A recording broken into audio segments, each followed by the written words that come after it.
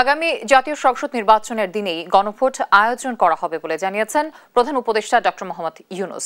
বৃহস্পতিবার দুপুরে জাতির উদ্দেশ্যে ভাষণে তিনি এই ঘোষণা দেন।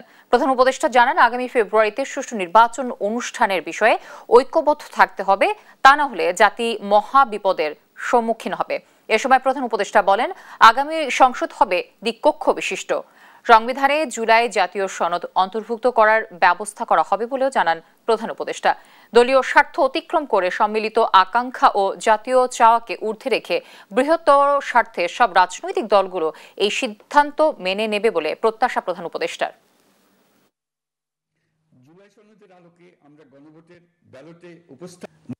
আমরা সকল বিষয় বিবেচনা করে সিদ্ধান্ত নিয়েছি যে আগামী জাতীয় সংসদ নির্বাচনের দিনেই গণভোটের আয়োজন করা হবে।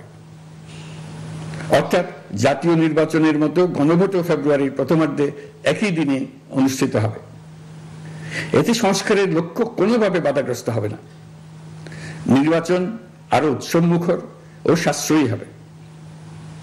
গণভোট অনুষ্ঠানের লক্ষ্যে উপযুক্ত সময়ে প্রয়োজনীয় আইন প্রণয়ন করা হবে।